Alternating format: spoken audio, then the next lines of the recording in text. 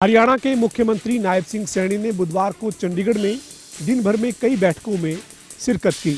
मुख्यमंत्री ने सबसे पहले सुबह करीब 11 बजे चंडीगढ़ स्थित हरियाणा सचिवालय में हरियाणा डिजिटल एग्रीकल्चर मिशन को लेकर एक महत्वपूर्ण बैठक ली। इस बैठक में मुख्यमंत्री ने तमाम अधिकारियों के साथ हरियाणा के अंदर डिजिटल एग्रीकल्चर को लेकर जो काम किया जा रहा है उसकी समीक्षा की। इसके बाद मुख्यमंत्री नायब सिंह सैनी ने ई भूमि को लेकर बैठक की।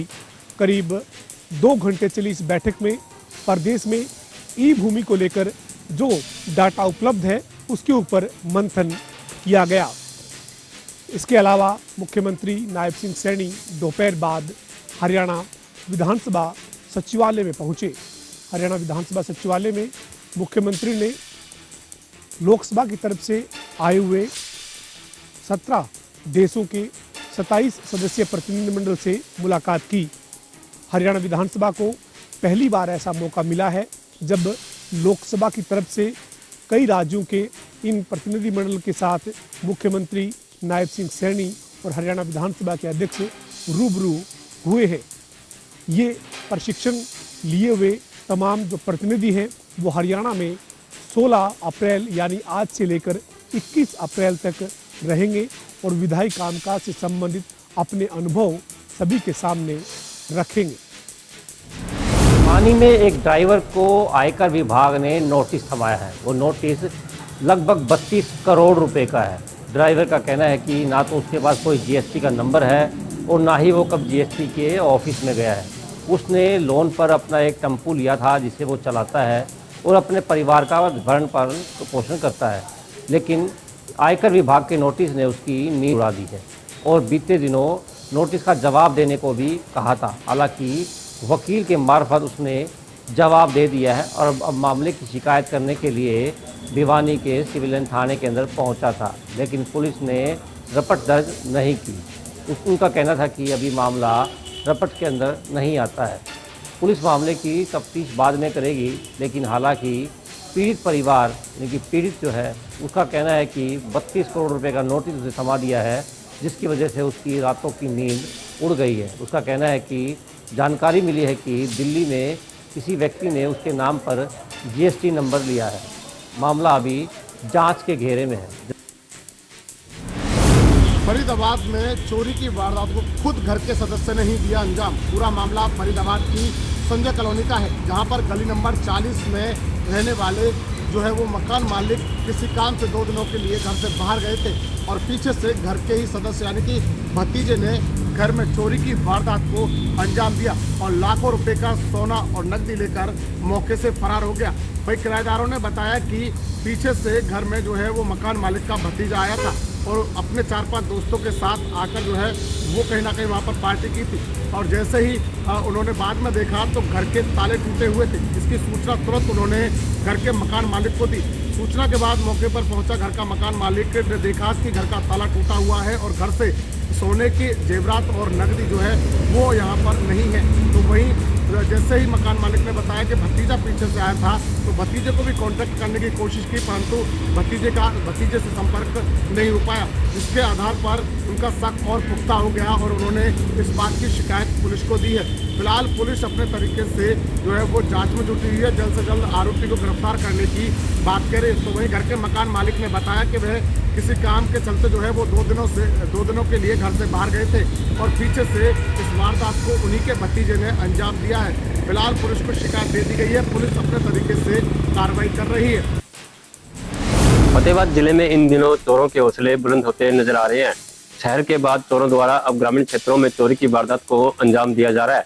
ताजा मामला फतेहाबाद जिले के गांव काजी लड़ी से सामने आया है, जहां आज ग्रामीण इकट्ठे होकर फतेहाबाद एसपी आस्था मोदी से चोरों के खिलाफ मिलने पहुंचे। वहीं आस्था मोदी ने ग्रामीणों को आश्वासन दिया है कि जल्द ही चोरों को पकड़ लिया जाएगा। इस संबंध में जब ग्रामीणों से बात की गई तो उनका यही कहना था कि गांव में लगातार चोरी की वारदात बढ़ रही है और अब तक 70 से 80 के करीब चोरी की वारदात को चोर अंजाम दे चुके हैं, लेकिन पुलिस कुछ भी नहीं कर पा रही।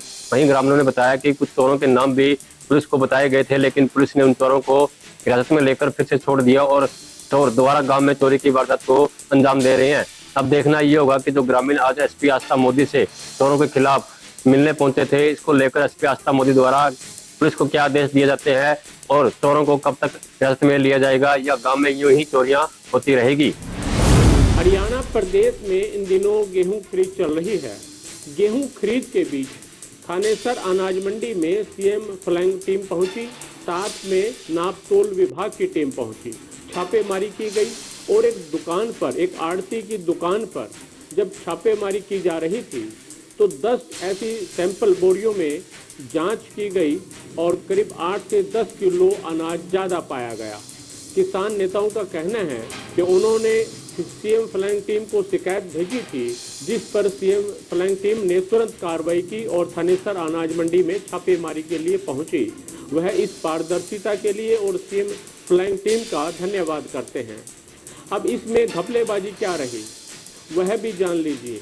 दरअसल सरकारी खरीद एजेंसी के लिए 50 किलो 600 ग्राम गेहूं बोरियों में तोला जाता है, जो एक निर्धारित वजन है, लेकिन आड़ती हेराफेरी करते हुए 8 से 10 किलो वजन किसान के सामने ज़्यादा तोल देते हैं अपने कांटे में हेराफेरी करके। और जब किसान चला जाता है, बोरी की सिलाई से पहले यानी लिफ्टिंग से पहले आड़ती उससे फालतू अनाज जो तोला गया था उसे निकाल लेता है। इस तरह से किसानों को चूना लगाया जाता है और इसी की शिकायत किसान यूनियन को मिली थी, जिस पर उन्होंने कार्रवाई करते हुए सीएम फ्लाइंग टीम को शिकायत भेजी थी। और आज थानेसर अनाज मंडी में ऐसी 10 बोरियों को सील किया गया और नापतोल अधिनियम के तहत उस पर कार्रवाई की जा रही है। रणदीप रोड, जनता टीवी, कुरुक्षेत्र।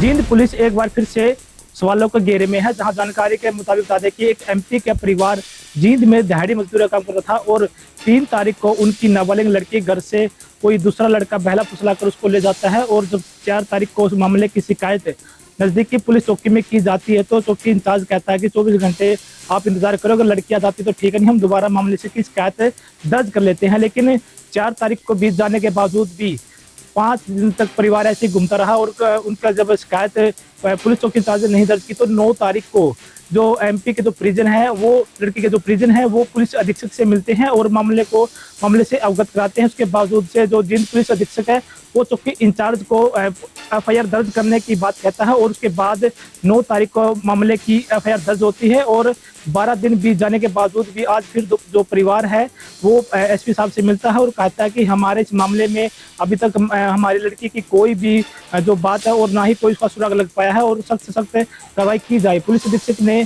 इस मामले में डीएसपी को अवगत कराया और कहा कि जो भी इस मामले में कार्रवाई बनती है उसे उचित से उचित कार्रवाई की जाए और जो लड़की है उसको ढूंढने की भी कोशिश की जाए।